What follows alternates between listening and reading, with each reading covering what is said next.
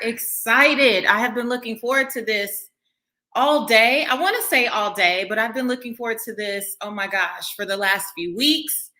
I have been looking forward to this for several months because for our community, the Redefining Wealth community, the Purpose Chasers, this is the time that we get to lean in.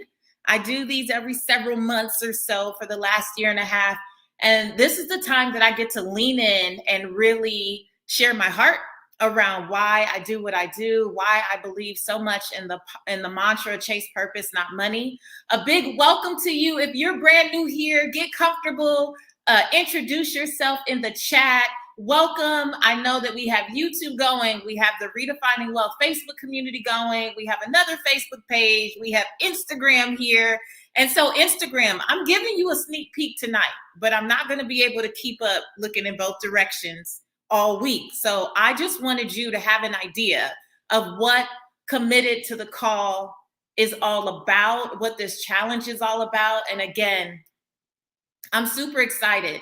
I know that there are so many breakthroughs that are going to happen for you all that have committed this time with me this week, because I have had such resistance. Can we just get into it?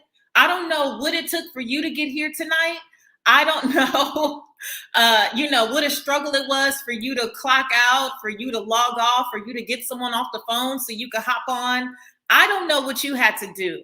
But if you've been in this community for any length of time, if you've been one of my students for any length of time, you know that if I put fatigue on, that means I came to battle. Come on, somebody. You know that if I put fatigue on to teach anything, that means that I was going through some resistance. And you know how I feel about resistance. I believe that greatness requires you to expect resistance. And even knowing that, it doesn't make it easy, right? It doesn't make it easy to just keep showing up. It doesn't make it easy to still have a heart to pour into people. It doesn't make it simple, right? But what I will tell you though is when you are committed to the call on your life and not interested, you figure out whatever you need to do to get past the resistance. Let me know if you feel me. See, interested people like to talk, right? They like to do a lot of researching. They like to do a lot of lip service, but committed people roll their sleeves up and they're like, by any means necessary, I'm going to finish the job. I'm going to do what I was called to do.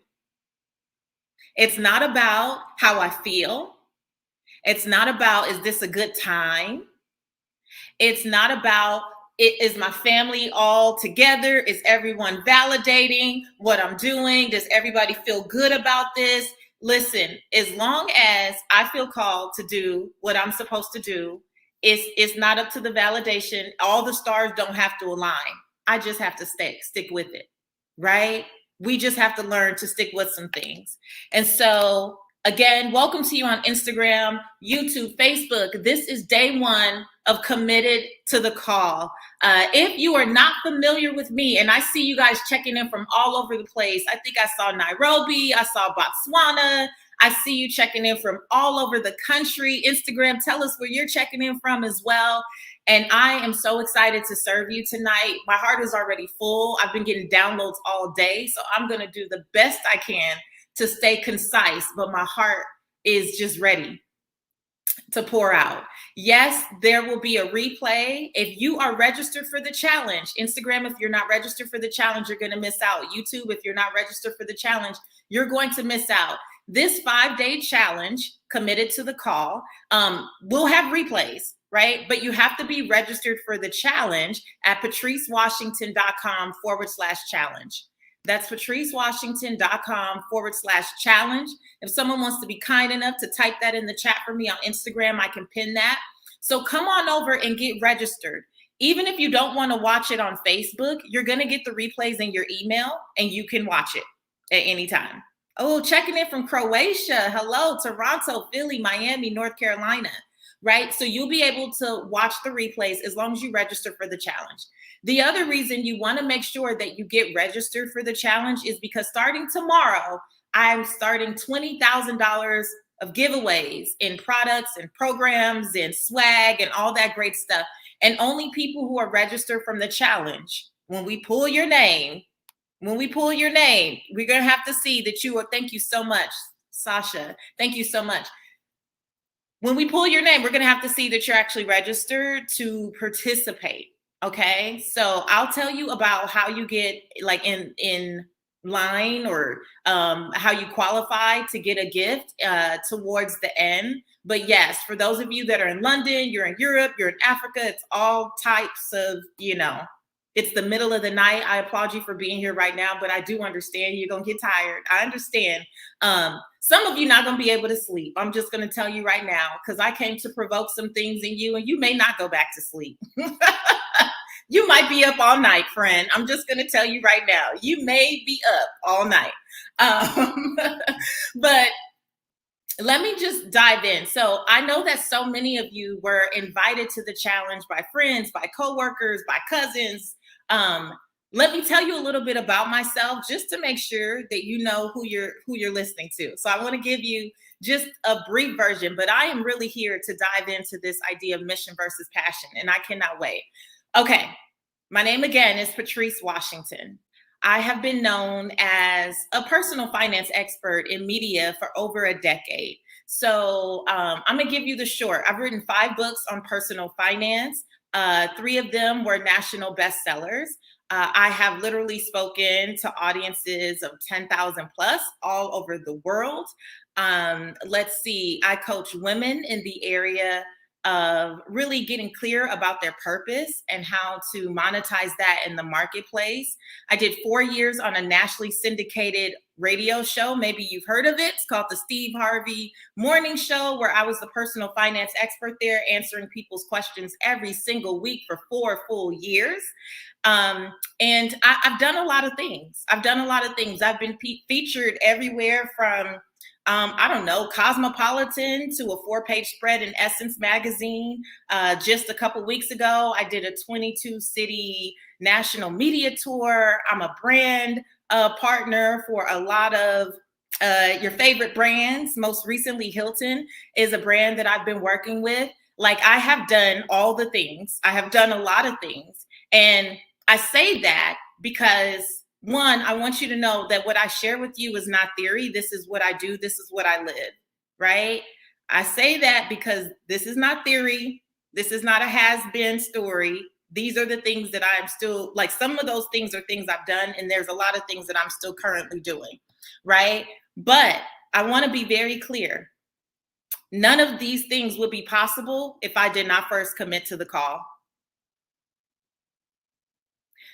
Dr. Oz Show, Fox News, all the stages, all of the things, none of these things would be possible had I not first committed to the call. I need someone to put in the chat, commit to the call. See, we tend to think that people get opportunities because they're special. We tend to make it that other people are smarter than us, or they have more connections, or, oh, they just have more education, or we always come up with all the reasons for why people end up in certain positions or in proximity to folks, right? To take advantage of opportunities. And we make it about everything under the sun. And I am here today to shake something up in you. If you are one of those people who continuously gets on social media, or you watch the television, or you get on things and you think, oh, well, it must have been easy for them. Oh, well, they don't have kids. Oh, well, their spouse supports them. Come on, somebody. Oh, their parents must have validated them.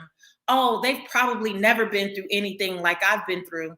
Oh, I didn't finish this, and I didn't complete that, and I didn't come from a home on the right side of town, and on and on and on. I am here to tell you today. That all of those things only mean what you allow them to mean. Each and everything I listed, and whatever it is that goes on in your mind, right? Nothing has meaning except for the meaning that we assign. And there is someone at every stretch of this spectrum who can share that story. And I'm going to tell you just a bit about mine, but who can share that story and still they stand, right? Not because it was perfect, but because they chose to be obedient. Not because the stars aligned and everything fell into place, but because they chose, even in the midst of not knowing how the story was going to end, they chose to use whatever the situation was and just turn the next page. I am here to tell you tonight that everything, right? Everything that you want, everything that's on the other side of who you are today and what you feel like is possible for you on the other side, it's about committing to the call. It's about committing to the call. And I can't tell you how sad it is, how sad it makes me to see people who are so anointed and so gifted and so blessed to do amazing things keep putting the phone down. They won't answer the call. They're waiting for the call to look different. They're waiting for the call to be confirmed by 96 other people. They're waiting for the call to say that they're supposed to do what their neighbor is doing. They're waiting for the call to come when things are more convenient. They're waiting for the call to come when times are more certain. You're waiting for everything under the sun. And the truth is, the call is just waiting on you. The call is waiting on you to commit. Let me tell you about when I had my call. Because my call was not at a pretty time in my life. It wasn't at the most convenient time. It wasn't at a time that seemed like it should make sense. And yet it is the thing that changed my life. The only reason that I'm here today, the only reason that I've had the opportunities that I've had, and sometimes my mind is still blown. Sometimes, you guys, I literally will see a memory come up and it's me on a stage or it's me holding some magazine that I was in, and I'm still overwhelmed. I am still overwhelmed that this is who I get to be and this is what I get to do in the world.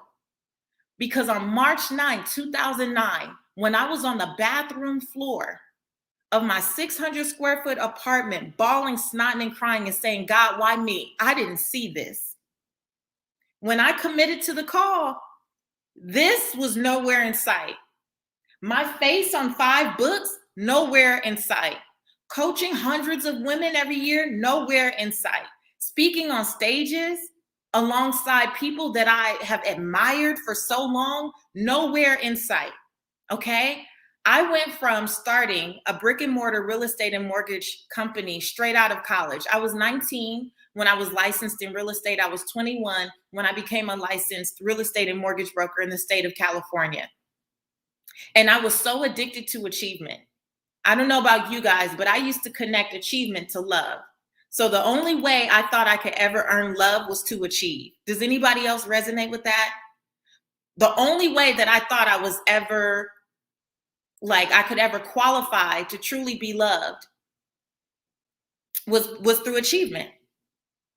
So I always went for more A's and more accolades, and it was always bigger and better and brighter and bolder. Like it was always going after something, always chasing, always chasing. And I had chased my way right into a 7-figure business by 25 years old. I chased my way right into a 7-figure business by 25 years old. And I thought you couldn't tell me nothing. Baby, when I say I thought that I was going to live that life forever. Chase, chase, chase, achieve, achieve, achieve, earn, love, right? And the cycle will go on. And that's just what it's going to be. That's my life until the recession hit. When the recession hit in 2007, you guys, I was on hospital bed rest. I had taken a fall down the stairs and went into preterm labor with my daughter, who, if you're following me on Instagram, you may see my daughter just started high school today, which is crazy. It doesn't feel like it's been that long. But when I got to the hospital after falling down the stairs, I was only 20 weeks pregnant. And when I got there, they said in the emergency room, I'm sorry, ma'am, this baby is coming any minute now. This baby is going to come any minute now. There's nothing we can do. And I did the only thing I knew to do. I started to pray and I started to call and ask other people to pray. And what was supposed to be any minute now turned into me being in the hospital for nearly 10 weeks. I still had my daughter prematurely. Reagan was 3 pounds, 2 ounces when she was born. And I left that hospital After all that time, my time plus her 3.5 weeks in the NICU, with a beautiful baby, no deals closed because the market had been crashing, and almost $400,000 in medical debt. And within a year of that experience, life as I had known it was completely different. I went from a 7-figure business to literally scraping up change. And I thought I had did all the things. I thought I had gotten good grades. I went to a good school. I didn't go for a good job, but I started a business. And I just thought that everything was just going to work out just because I followed the steps. And yet here I was at one of the most difficult times in my life. I have a brand new baby, which for all the moms, you already know that's the situation. I have a brand new baby. We've lost everything. Our home is foreclosed. Our matching cars have been repossessed. And I literally went from this 7-figure business to scraping up change.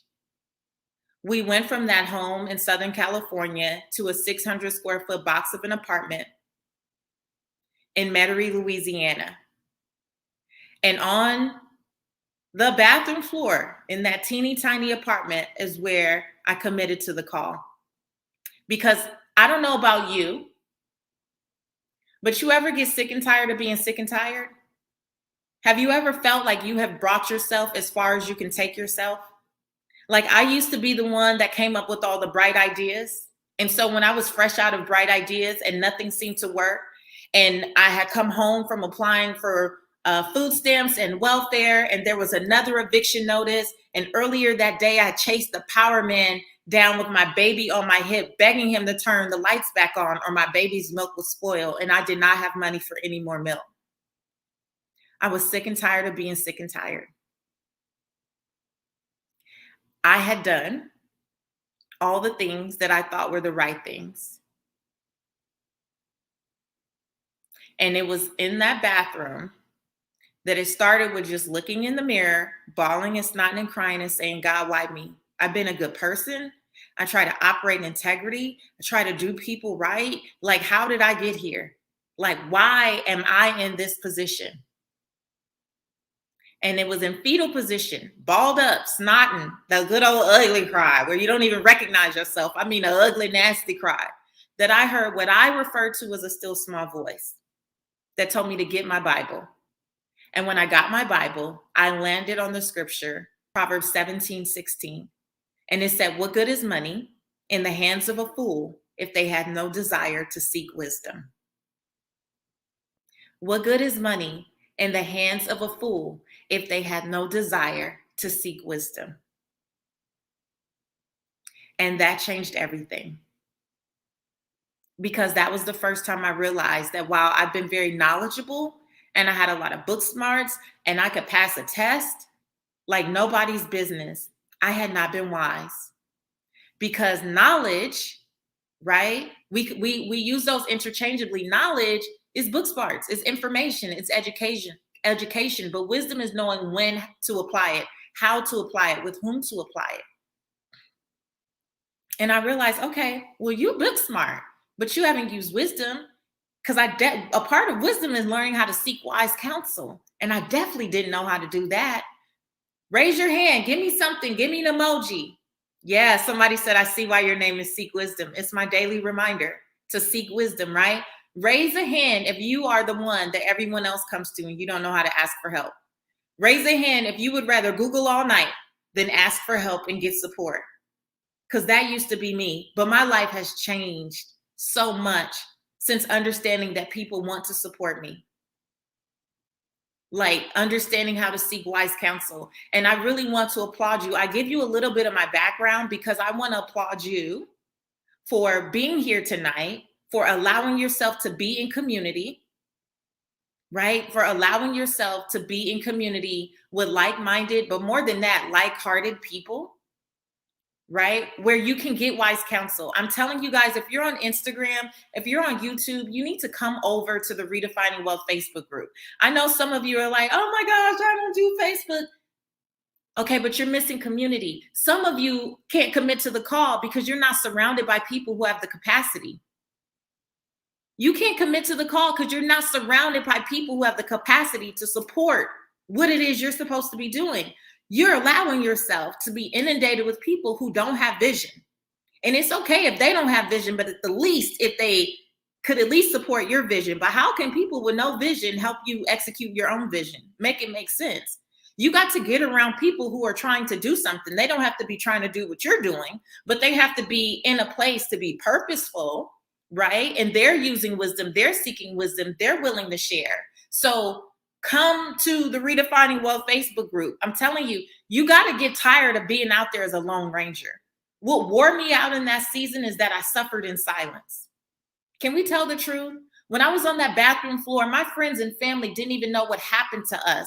They thought my husband, daughter, and I just moved to New Orleans. We didn't move to New Orleans. We fled. We didn't know how to seek wise counsel, and we suffered in silence unnecessarily for longer than we needed. We suffered in silence for longer than we needed. So I'm just going to say again, if you do not have community, that's what we're here for. It's a safe space. So come to the challenge and you'll get the link, patricewashington.com/challenge. All right. So let me ask you a question, because I saw some people already saying, well, how do you commit to the call? Well, that's why you're here. We just setting it all up. I got all week to break it down. This is not one of those things that's like an overnight thing. You know, it takes folk many years to figure this stuff out. I'm going to do my best to condense it into 5 days for you. Right? I'm going to do my best to condense it into 5 days for you. But you got to show up to get each piece of this. You're going to have to show up to get each piece. All right? Okay. Here's the deal.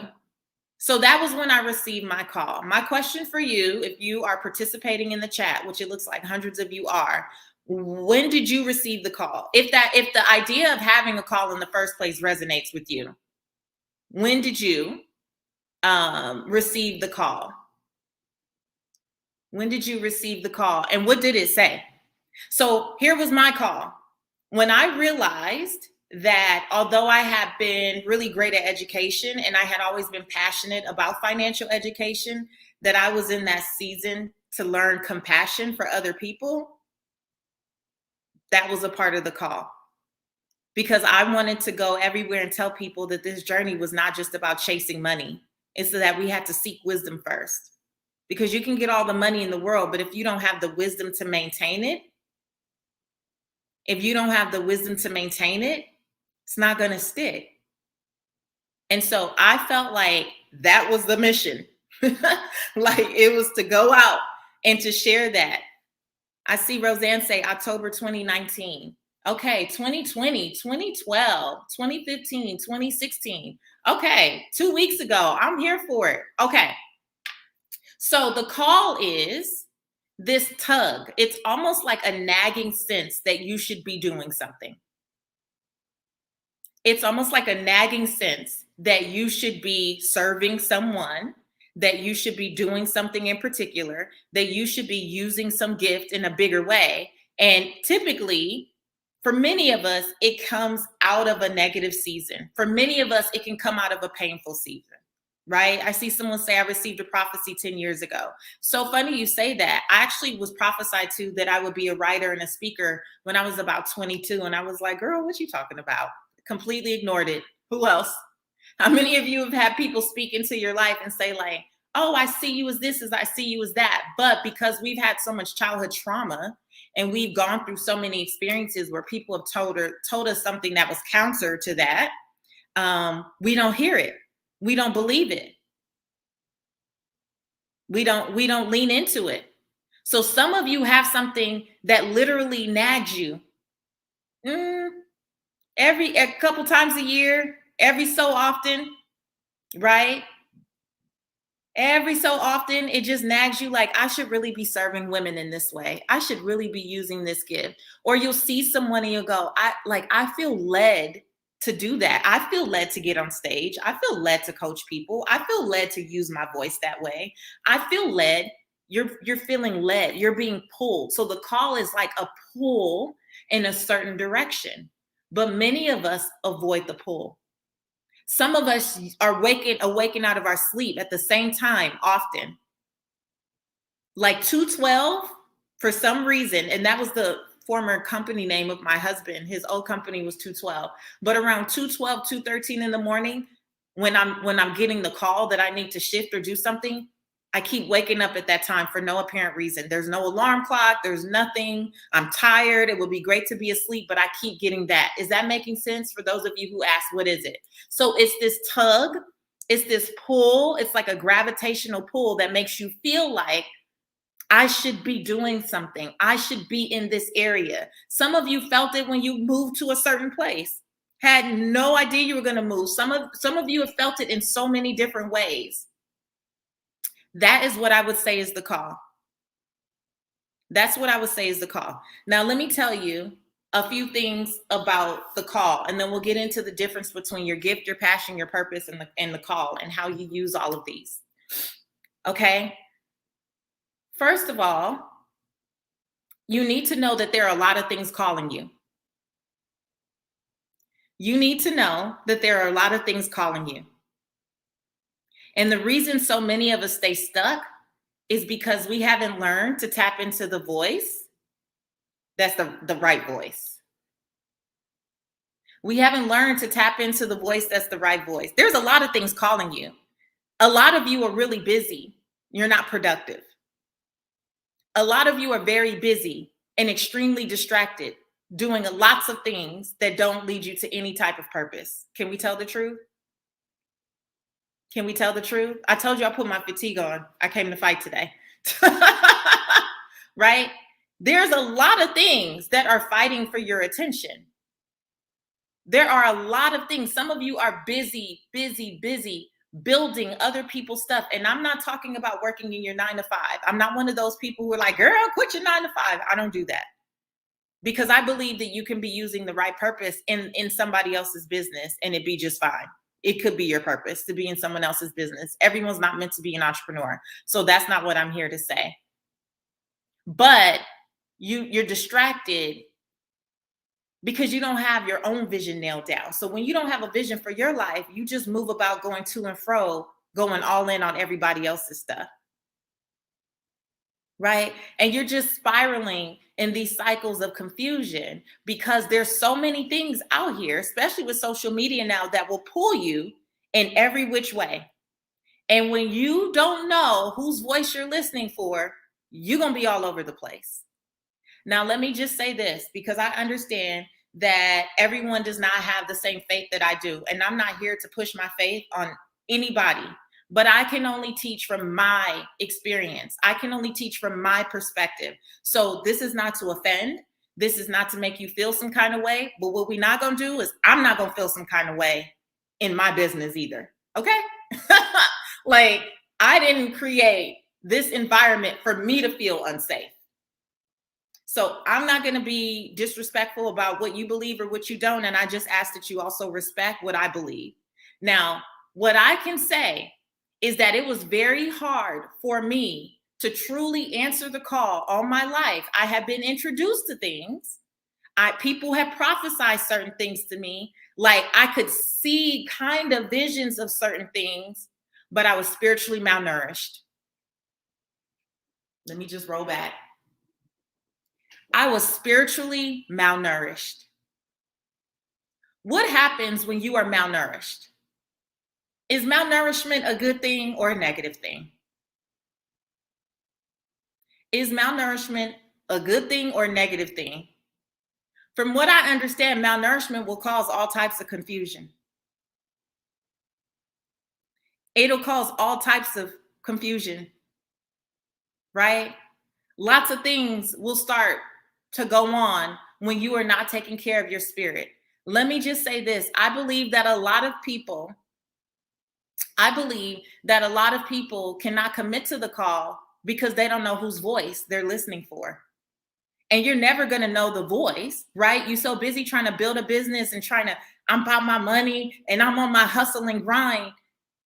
Okay. Well, for you to commit to the call, you have to know whose call you're looking for and recognize the voice.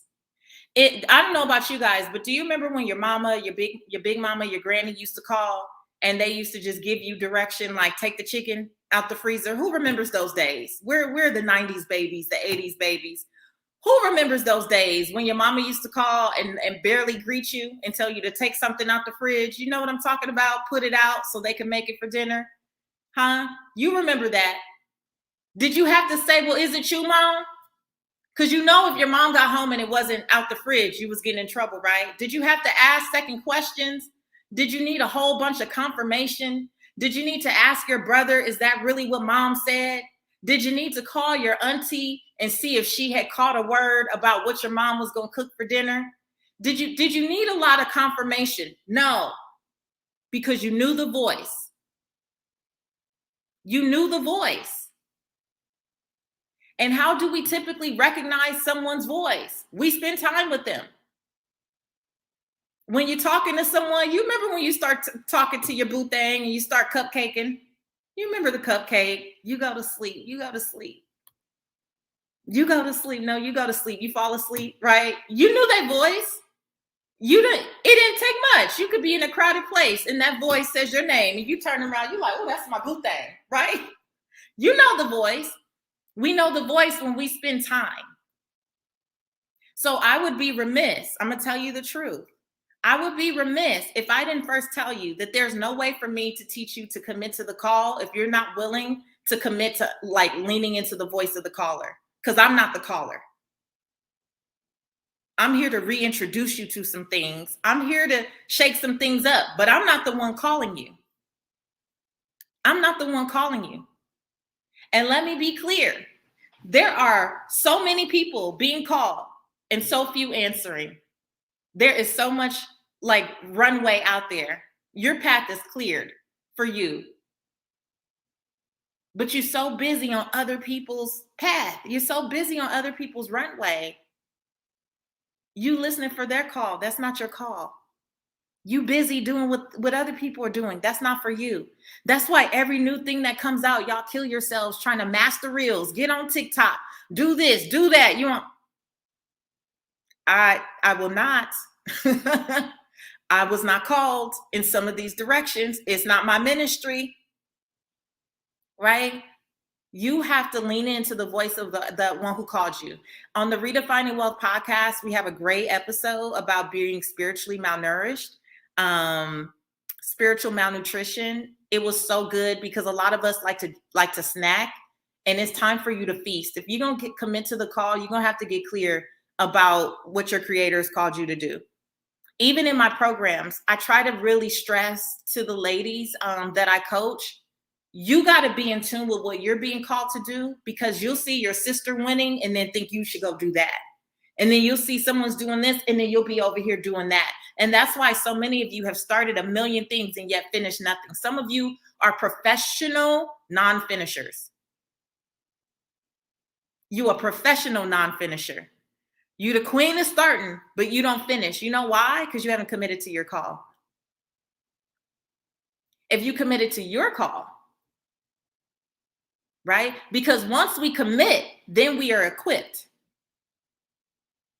Once we commit, then we're equipped. We think we have to be fully equipped and then commit. You got that reversed, my friend, right? So we have to listen for the call, make sure it's the voice that we should be listening to, right? And again, you only know the voice when you spend time. So that's my easiest answer. It's not going to come from anybody else. That's why people can prophesy to you and you still don't believe it and do nothing with it. But we're not even going to go there. That's why people could tell you all day that you should be doing something, right? But you're not going to believe it, right? Okay. You guys, I have so many thoughts. Ooh, okay. Let me take a step back, and I want to give you the difference between calling and purpose and passion and gifting. So, and then we're going to tie this all back together, right? There are some key differences, but we use them. Somebody said, I'm feeling exposed here. It's okay, friend. It's a safe space. It's a safe space. It's a safe space. Okay, so there are some differences between all these words, and yet I feel like we use them very interchangeably, and they shouldn't be. So let's start with gifts. Somebody write gifts in the chat so that I know you can hear me and that we're still on. Can everybody hear? Somebody write gifts just so I know you can hear me. I see safe space. There might be a little delay. Okay, gifts. Coach Allie, thank you. All right. So gifts. This is like the first stage and beyond. First of all, when you commit to the call, like I said, you have to know who's calling you. But what's calling you is going to require you to use your gifts. The voice that's calling you is going to require you to use your gifts because it's the same entity that equipped you with the gifts in the first place. So your gifts are the things that you do greatly with the least amount of effort. Like it's effortless to you. You do it better than anyone else around you with the least amount of effort. That's how Steve Harvey used to explain it to me. Your gift is the thing that you do better than anyone else with the least amount of effort, right? It was given to you freely. It's not necessarily something that you have to like work really hard for. It was a gift. It was a gift. Picture it on your birthday, the day of your birth, a package, ribbon, confetti, all the things. It was given to you and you use it effortlessly. The problem is, so many of us want to compare our gifts with other people's gifts, right? So if you're a parent here, as a parent of a now 14-year-old, I think we've all experienced, depending on how old your kids are, when you have busted your butt to get your kid the gift they said they really wanted, and you just knew that you were that parent. I believe every single person, someone said, do we all have gifts? I believe every single person is born with a gift, a talent, a skill, something that God gave them freely to produce wealth. That's what I truly believe. Now, what we do with the gifts are up to us. But I believe each of us has something. I believe many of us dismiss it. So think about your child, or think about any child. You've done all this work, you stood in line, you ordered things early, you did all the things to give them this gift. They open up the gift on Christmas, they look at it, and then they put it down and they like, well, what did Johnny across the street get? I'm sorry, as the giver of the gift, I am salty. As the person who went out of my way to make sure that you got the gift that I thought was best for you in this season, I feel some kind of way if you throw my gift to the side to go look at what I gave Johnny. What I gave Johnny is not your business. What I gave Sue is not your business. You should be focused on how do you fall in love, madly in love, with the gift that I gave you, because that's where your juice is. That's where everything is going to unfold for you, is where I gave you the gifts. Now, what do? That's nothing. Anybody can do that. We start dismissing the gift, right? My gift is talking. Doesn't sound that sexy, but it is what it is. Talking is the thing that I got in trouble for my entire life. Talking is the thing that kept me with all A's and a bunch of talks too much and UUs on my report card. You know what the UUs, unsatisfactory. And then sometimes the teachers would get slick and put ASS, and I felt like it was code. I felt like they were really trying to say something, but they couldn't say it. So I would get A's and then satisfactory. And then the comments will always be talks too much, right? Little did they know that one day I would grow up and the only thing that I would do was talk. I talk on a top-rated podcast that's soon to hit 10 million downloads, the Redefining Wealth podcast. I talk in media. I do satellite media tours often where I do 22 to 25 interviews back to back, like local markets all over the country. I speak on stages with thousands of people. You can give me a word and I can come on here and talk for an hour. I don't need notes. I don't need a whole bunch of stuff, right? One thing that I've always known how to do is talk. I remember being 13 years old and going to a debutante. And I felt like everyone else was talented and gifted because they twirl batons, They played the piano. They played the violin. Someone said my comment was doesn't do homework. They played the violin, right? They did all the things. They had what I called these visual gifts. And I thought, poor me, let me drop out of the debutante because I don't have a gift. I'm not particularly good at violin. I did try to play. I wasn't particularly great at flute. I did play for like a year or so. I played piano for 3 years. You never know. Those were not my gifts. They were just things I was doing. It was just stuff I was doing. And I thought, you need to drop out because you don't have a gift. And at the last minute, I decided to do a speech. And I got a standing ovation. I decided to do a speech. I'll never forget the day, honey. I had a French roll with the pearls down the side. If you didn't grow up in the 90s, don't judge. I had a French roll with the pearls down the side, a little lace number on. Thought I was real cute. I did a speech and I got a standing ovation. And you know what I thought? You know what my first thought was? They're just trying to be nice. Who else is that? When people comment on your gift, when they congratulate you, when people really try to big you up, what do? Do you diminish it? Do you dismiss it? Do you say, I mean, that's not really anything. All I did was insert gift. It wasn't a big deal. Some of you are stuck, not because you're not gifted. You refuse to see it as a gift. So you let people pimp you for your gift. Because some of you out here using the gift, you're just giving it away in the wrong industry. Some of you out here using the gift, you're just giving it away in the wrong ministry. So you know the gift, you're getting pimped for it right now. And it's helping everybody but you. Every day. And then you're going, I mean, it's really not that much. It means something to the person you keep giving it away to, or the folks that keep utilizing it and not benefiting you. It's going somewhere. Somebody believe in the gift, but why don't you? So the gift is the thing that comes freely to you.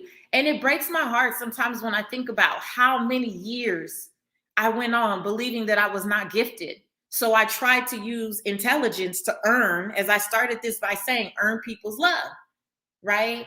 Yes, I know I get in trouble for talking, but boy, look at all the A's, Dad. Don't focus on the U's. Look at the A's,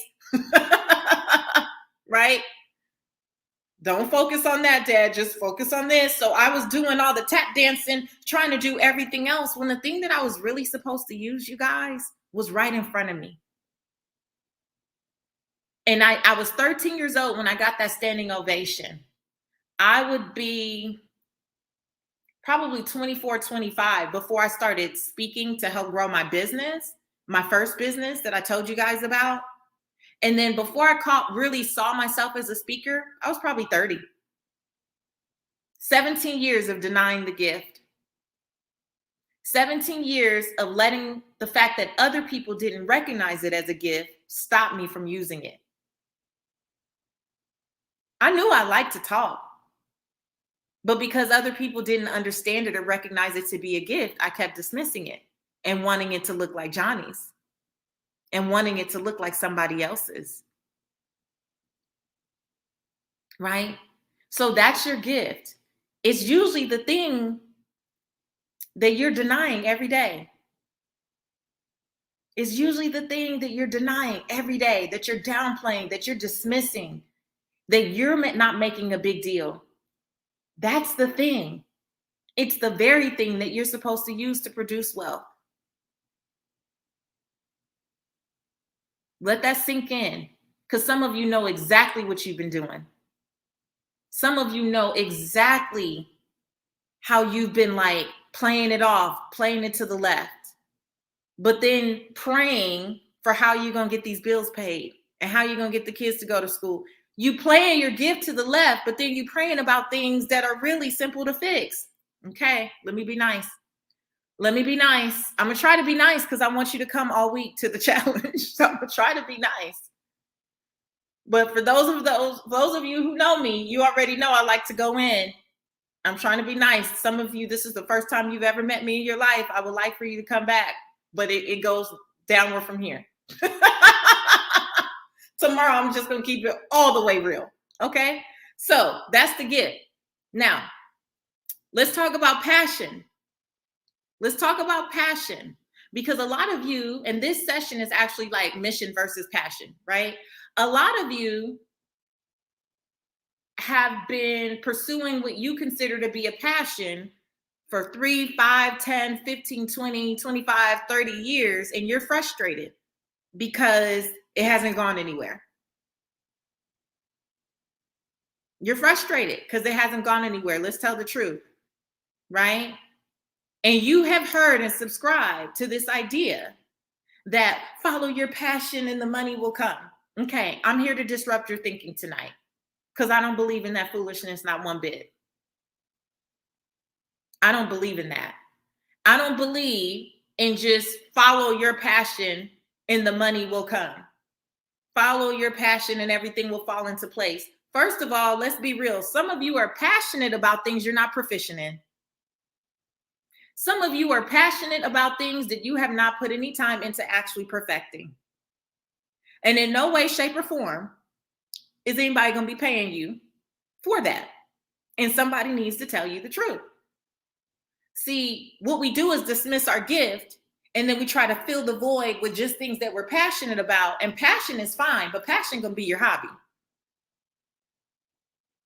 Like, you need to allow yourself to get passionate about what you're gifted in, because that's what the marketplace is going to pay you for.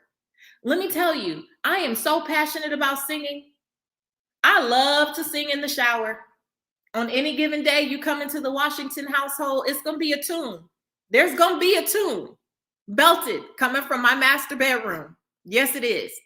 Does that mean I'm proficient in it? No, it doesn't. Does that mean it's something that I should be trying to use to produce well? No, it doesn't.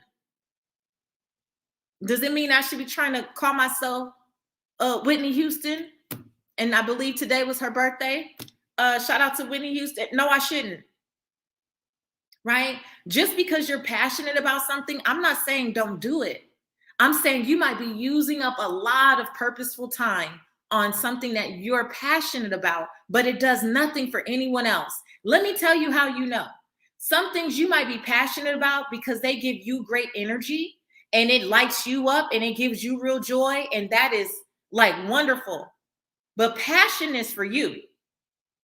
Passion is to give you energy, light you up, make you feel good. Woo, get your endorphins going. That's passion. That ain't purpose. If it can't be a blessing to anyone else, that's not purpose. Purpose is going to involve being a blessing to other people. If it's only a blessing to you, that's not purpose. Now, I believe when you chase purpose, the money will come. I do believe that, but I don't believe, and I still believe you have to perfect, right? You have to perfect the things that you need to work on in your purpose. It's not just like, oh, this is what I want to do and everything falls into place. I think you do need to invest in that, right? But it's this idea that we have to let go of. That is just about passion. Passion is for you. Purpose is for the rest of us.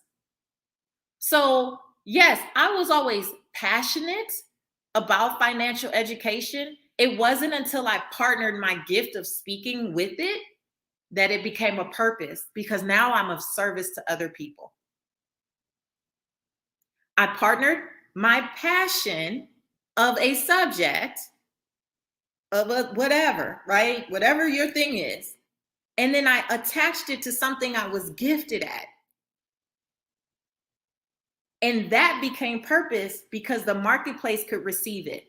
And what happens when the marketplace starts to receive it? Then you start to get more calls.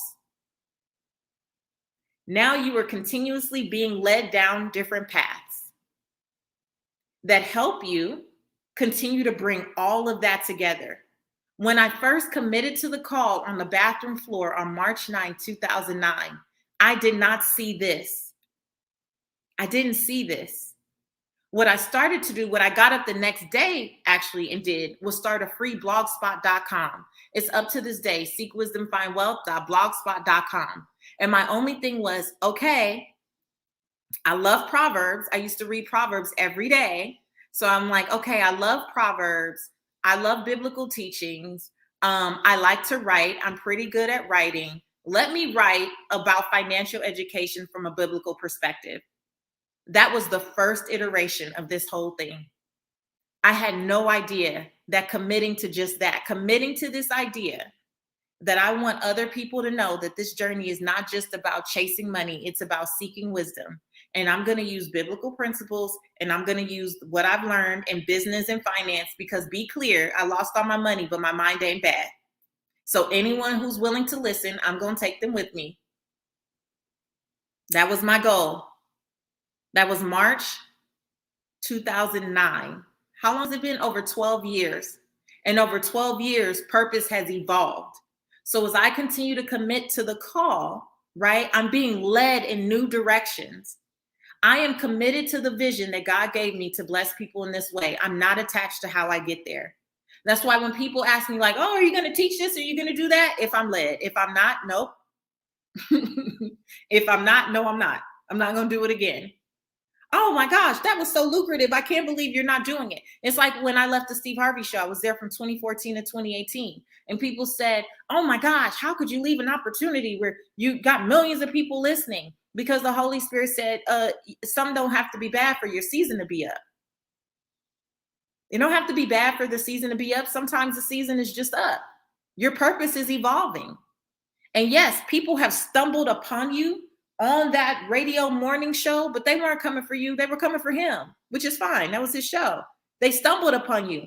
God said, I'm going to set you up in a place where people who are praying for something, like they are seeking something, they find it in your words. They find it. And if you look at any of the reviews for the Redefining Wealth podcast, you will be overwhelmed. There's over 1,000 reviews there. You'll be overwhelmed with the number of people who have said, I was praying for something. I was looking for fill in the blank. I thought this was going to be this and fill in the blank. They can't even believe that they ended up in this community when they didn't know what they were looking for. They just knew they were praying for something, right? Your purpose will evolve and the callings will take you in different directions. Oh Lord, I sound like Manifest. If anyone's been watching Manifest on Hulu or Netflix or wherever it is right now, they have the callings, right? Committed to the Call was created way before I saw Manifest, just to be clear. Just to be clear.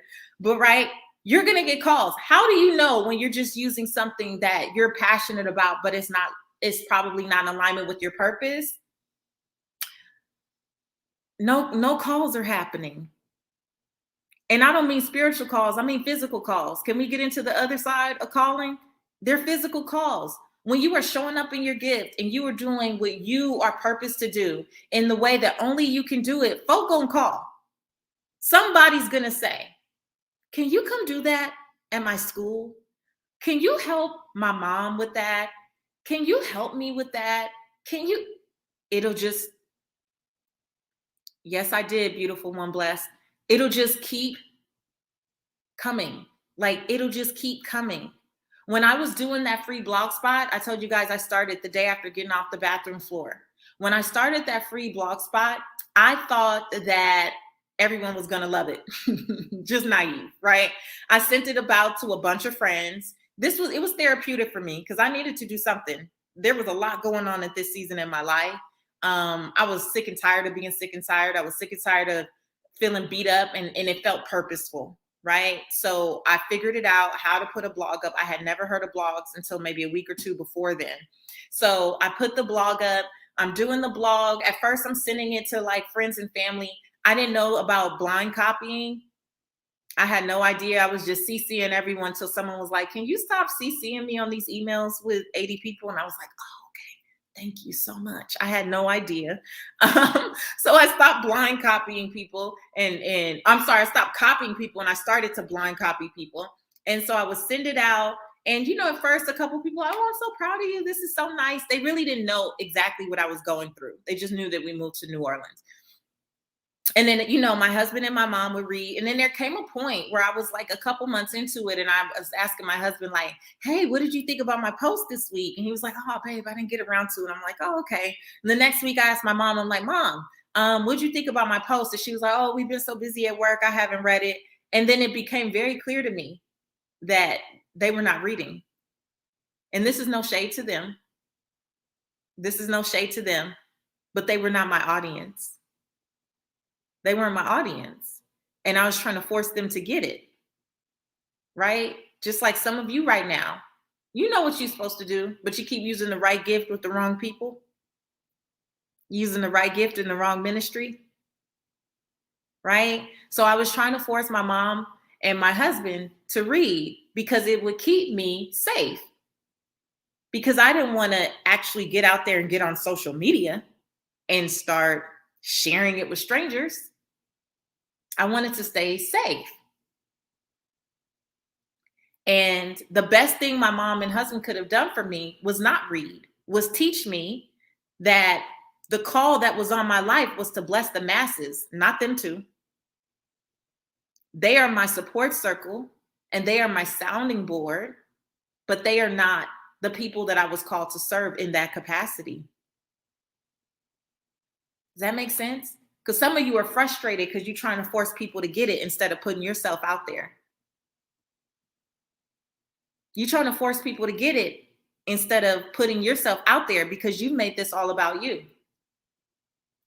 And purpose and the call on your life is never just about you. It's about the people you're supposed to serve.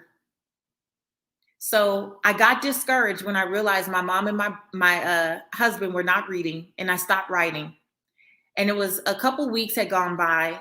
I still can't remember exactly how much time now, but I had been doing it consistently for some months. And then when I realized they were not reading, I stopped.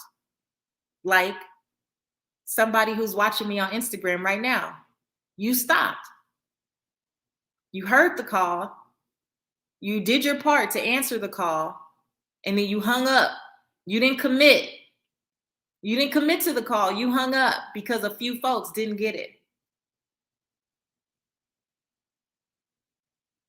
And I hung up.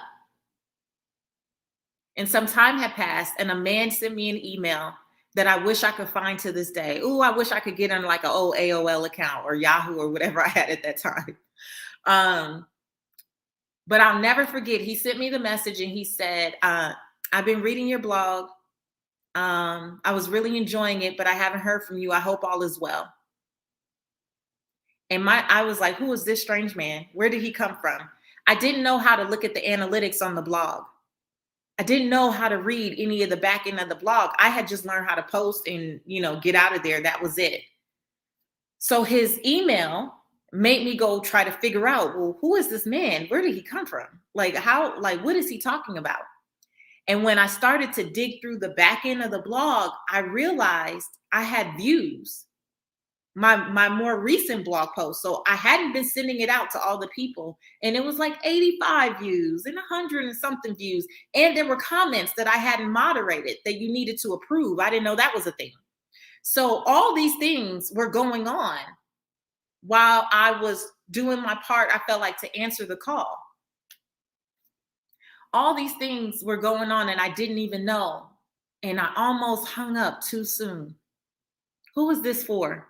I almost hung up too soon. I almost threw in the towel because I was using the right gift in the wrong place. And I almost gave up. And God sent an angel. And sometimes I just hope that this man runs across this story and can reach out to me and say that was me. Like sometimes I just hope like that happens, that he'll discover me again somehow and reach out to me and say that was me.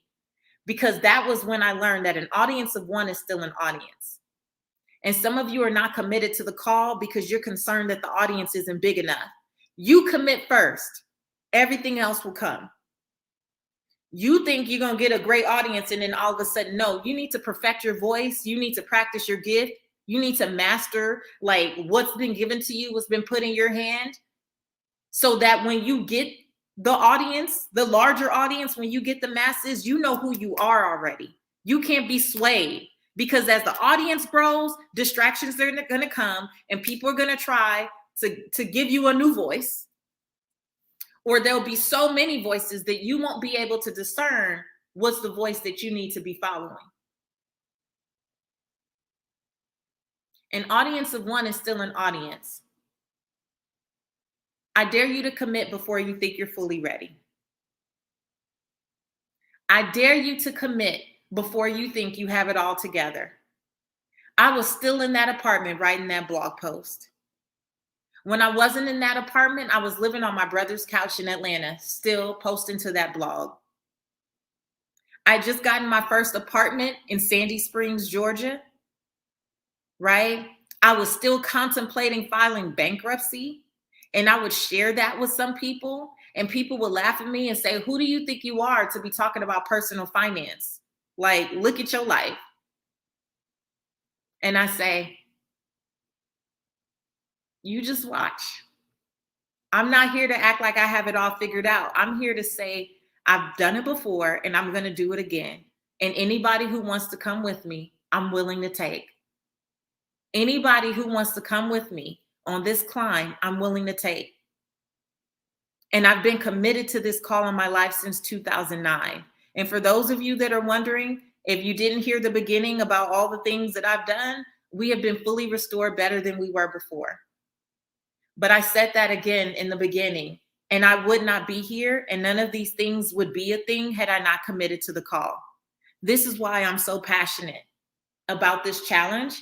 This is why I'm showing up all week to serve you, to pour into you, because, man, we need light workers out here. There is so much darkness. There is so much despair. There is so much uncertainty. And there are so many people who are being called to do good work in the world. And you're playing small. You're hanging up because you didn't get the validation you wanted from 1 or 2 or 3 people. And I'm not judging. I was there. Had it not been for that man, I don't know if I would be here. He was my wake-up call, but I'm your wake-up call.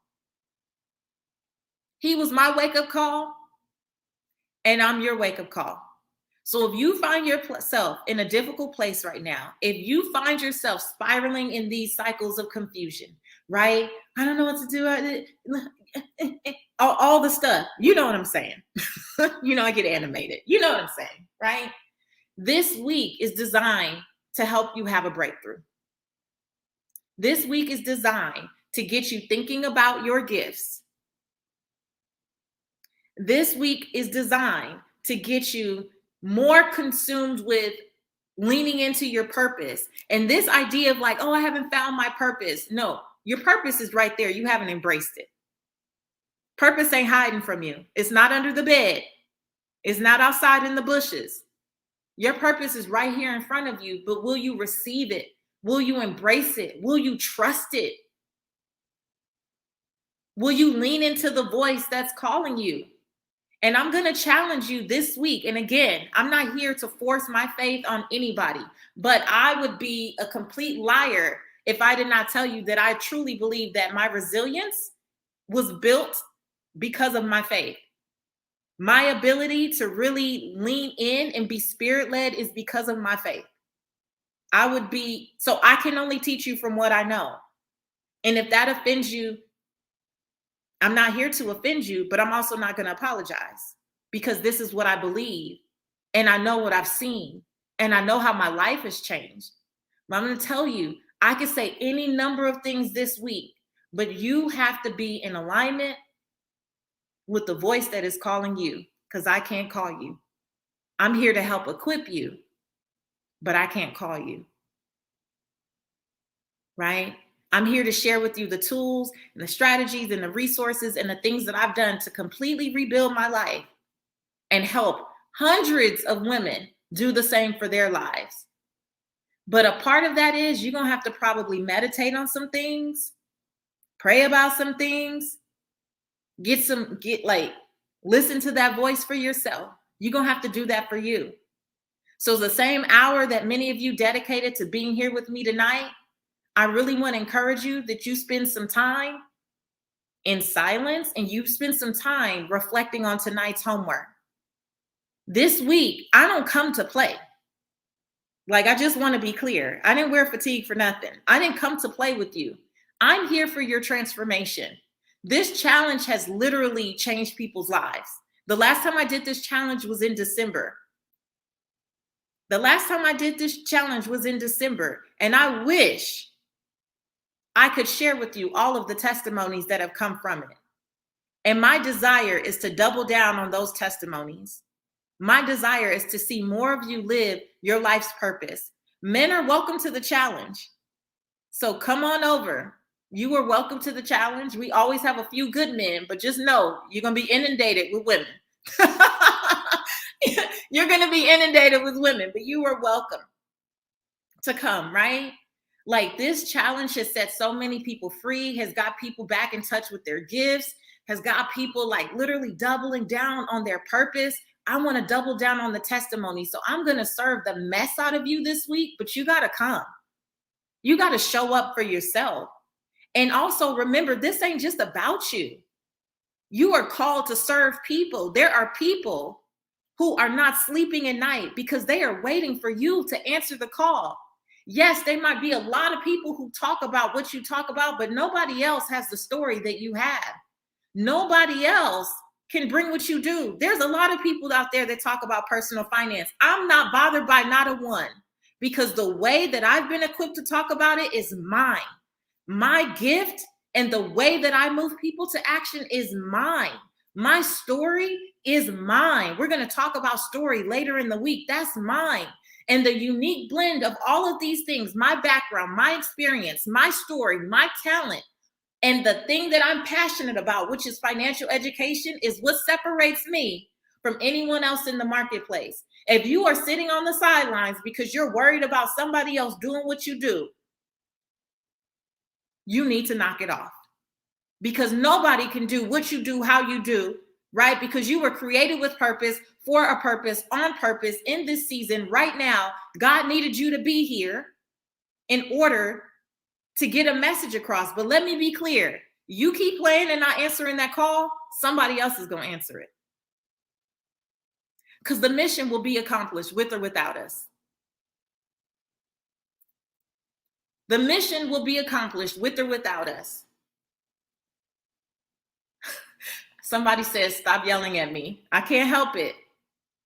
If it's good, though, let me know. If it's good. I'm not one of the, it's a lot of people running around here doing a lot of things. I came to provoke you tonight. I came to pull something out of you tonight. I came to stretch you and make you think deeper about what you've been called to do in this world.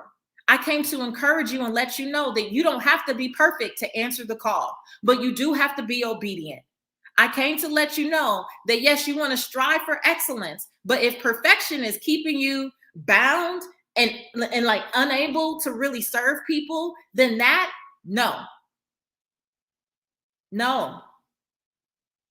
that's not good enough. So I didn't come to play with you. I came to provoke you. I'm not here to give you some fluff and bore you, right? Like, because I could be upstairs talking to my daughter about her first day of school. I don't have to do that. I'm literally here to help you have a breakthrough. If you haven't registered for the challenge, I have no idea what you're waiting for. PatriceWashington.com/challenge. Instagram, this is happening all week long at 7 p.m. Eastern, but I will not be on Instagram breaking my neck going both ways between you, YouTube, and Facebook. But I know some of you have maybe seen the posts and just didn't know what Committed to the Call was. So this is Committed to the Call. The link is in bio. Join us. So for Facebook, and the same to you, YouTube, if you haven't made it over, come on over. We're still letting you in. Come on over. Right? I see people saying, yes, I'm provoked, but this is what I needed. I'm so glad. I'm so glad. I'm grateful. So let's get into homework. So when you're in the challenge, you will be assigned to a challenge coach. We have 10 coaches. Let me remove this banner for you. We have 10 coaches. These amazing ladies have all gone through at least one of my programs, and they have a heart of service. So one thing that I have learned, you know how earlier I was talking about people want to support you? One thing that I thought for way too long is that I had to do everything by myself, And it wasn't until I've learned that people actually want to support you, but it's up to us. When you're committed to the call, here's what you have to learn to do. When you're committed to the call, you have to learn how to articulate the vision, enroll people in the vision, ask for support, right? That's 3. Enroll people in the vision, articulate the vision, ask for support, and then make it easy for them to support you.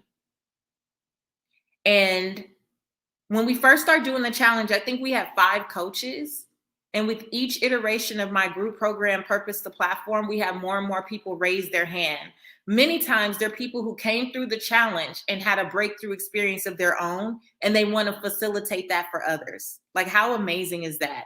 So you guys can't see this Instagram, but for everyone in the Facebook group, you've been assigned a coach by the letters in your last name, by the first letter in your last name for each coach. So Coach Amasia, I saw in the comments, yes, Coach Amasia she's got you covered if your last name is A through C. Coach Ashley has you covered if your last name is D through F. Coach Beth has you covered if your last name is G through I. Coach Roberta, J through L. Coach Allie, M through O. Come on, give some love to your coaches. Coach Suzette, P through R. Coach Patrice, yes, there's another. Yes, there's another. Coach Patrice, S and T. Coach Wesleya, UV, which I saw she stood for Unique Vision. I heard that, Coach Wesleya. Coach Jamaica is W through X, and Coach Taylor, Y and Z.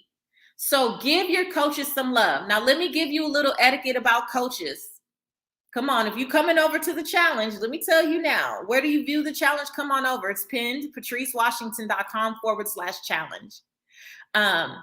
These coaches are my clients. They are volunteering, and they are fired up and so excited to support you. But what we are going to do this week is show them grace and show them love, because this is not their full-time job. Hello. This is not their full-time job. They raised their hand, and they answered my call. They answered my call, right? And so they are here to support you through the challenge. They're here to answer any questions.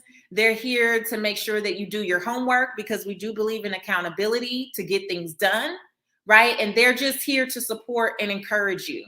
So anytime you see an image, hold on, let me remove this one. I'm gonna share one more with you. Anytime you see an image with your coach's face on it, that means that you need to answer the question each day under their image. The only way that you will be qualified to get a gift, right, to be in the giveaway, is when you answer the questions under their homework image. So each homework image has their picture, it has their name, and it has the last names. So we're trying to make it really simple, right? If you're in the Facebook group, you'll be able to search your coach's tag. So you'll see Coach Amasia's tag, and you can click on Coach Amasia, and anything that she's posted in the group will show up there. Each night, we're going to give you homework. And the next day, we're going to randomly select people to gift. We're going to be gifting seats to some of my signature programs. If you think that this is something that's live training, you have no idea, get in a program. It'll change your life, right? So you'll get seats, either full scholarships or half scholarships to different programs. I have a podcast program. I have I have a speaker training. I have Purpose to Platform. I have swag. I have Peace by Patrice candles. I have Chase Purpose Not Money t-shirts. I have some special gifts from some other ladies that I'm going to be giving out. We have all kinds of gifts, over $20,000 in gifts. And the only way that you can participate is to come to the challenge. And the only way that your entry is going to be received is if you post under the proper coach's name. It has to be the proper coach. If your last name is Washington and you post under Coach Amasia, you will be disqualified because you don't listen. You will be disqualified because you do not listen. Okay? If your last name is, I don't know, because I done forgot who was what, but we just went through all of them. Right? So make sure that you're posting under your coach's picture.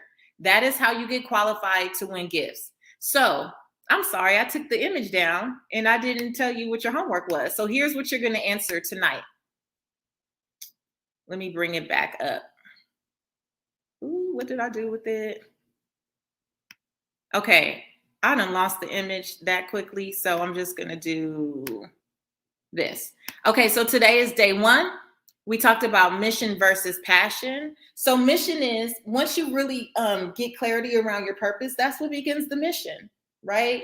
Your mission is to execute that in the marketplace, accepting that purpose evolves. So it's not going to look the same for the rest of your life, but lean into wherever you're being called to start. It's okay to have a 1.0 version.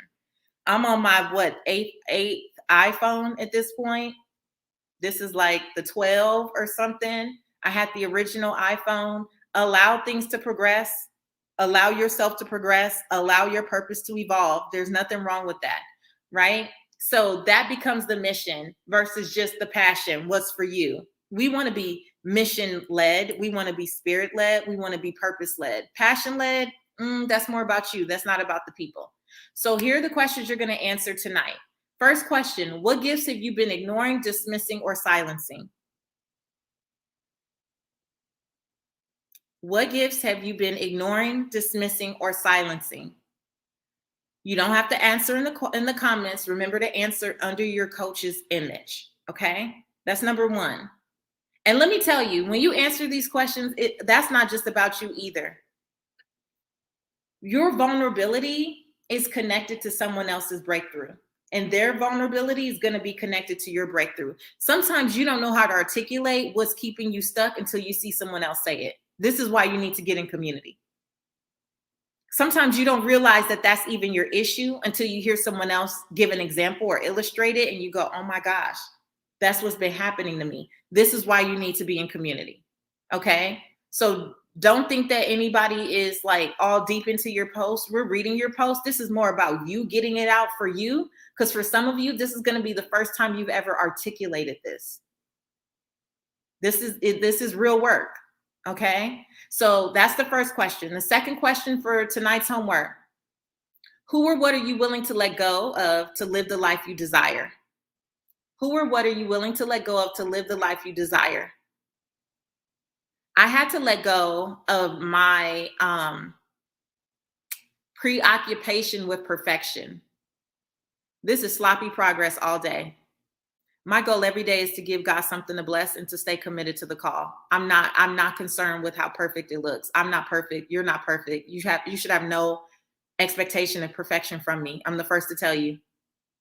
I'm always going to do my best to operate in excellence, but I'm not going to stop because something's not perfect.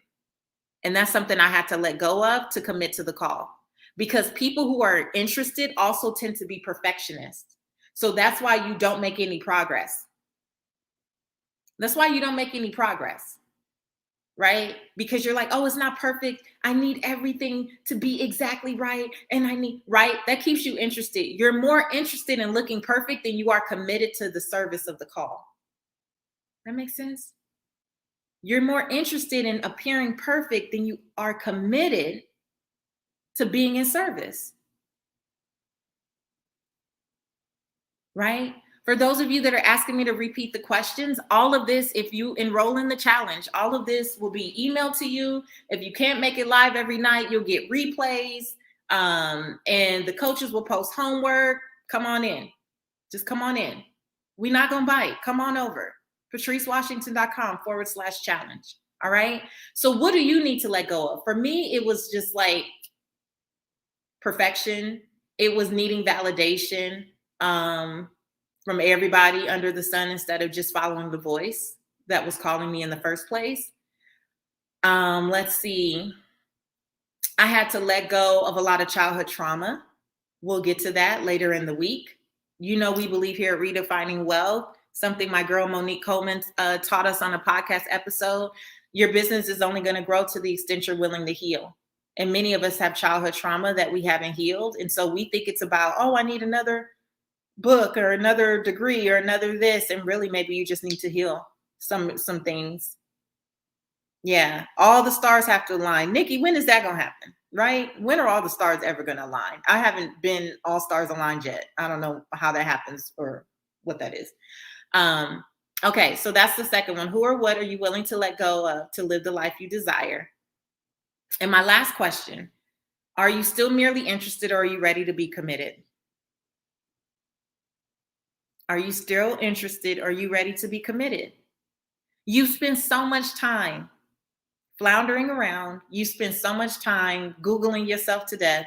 You spend so much time talking about it, getting on everybody's nerves because you talk and have not done anything.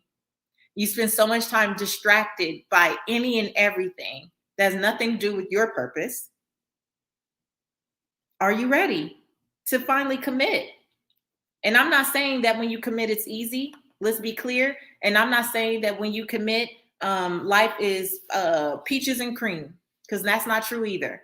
This is why you need to stay on top of your faith pillar, though, because we know life is not, it's not a matter of if, it's when. Life is coming. But even through the resistance, are you committed? Even through the resistance, are you committed to showing up? Do you realize that it's not about you, that you've been called to bless other people? Committing to the call is not when it's perfect. It's not when it's all figured out. It's not once your situation improves. It's not once you're making more money. It's not once so-and-so validates you. It's, I feel this tug in my heart that I'm supposed to do something. And I'm going to follow it. And I'm going to keep going. And I'm going to trust that the only thing I'm required to do right now is take the next best step. I'm not required to have it all figured out. I'm just required to maintain or get in obedience. Yeah. I'm just required to be obedient. So I have so much more for you. We barely scratched the surface tonight. Let me know. Yes, the homework is in the Facebook group. So come on into the Facebook group. You're going to see an image that'll have your coach's last name. You'll find the image with their picture on it, and it'll have all of the questions, and you just type your answers under there. Yeah. You just type your answers under there. If this was good, if this was a blessing for you, just type "I'm committed" in the chat. Yes, Mrs. Padilla, I'm glad you're excited. If this was good, if you got a little something today, it's literally just the beginning. I have so much to cover with you this week, and we're going to get it in. I see you, Gwen. I see you, Jaquisha, Shawanda, Rasharda, Stephanie, Sarah, Chai. Yes. I see you, Lisa, Shanita, Stephanie, Isis. Come on, somebody. Okay. Listen, you know me, I'm always down for an audience of one. And I think I probably saw about 80 people say committed, committed, committed, committed. So, hey, Believe with B. What's up, Benitra? So good to see you. Yes. Wonderful. Okay. So Instagram, I'm going to sign off with you. Come on over, patricewashington.com/challenge. Click the link in bio. If you sign up, you'll get access to the replay. Or just come on into the Facebook group. You'll get access to the replay there as well. You guys have a blessed night. I won't be live here tomorrow. So if you want to participate, come on over. All right. You guys be blessed. And YouTube, Facebook, YouTube, same thing to you. I won't be live here every night. I just wanted you to get an idea of what we actually do in these challenges. So you are welcome to come on over, patricewashington.com/challenge. Let me put it back up on the screen for you, patricewashington.com/challenge.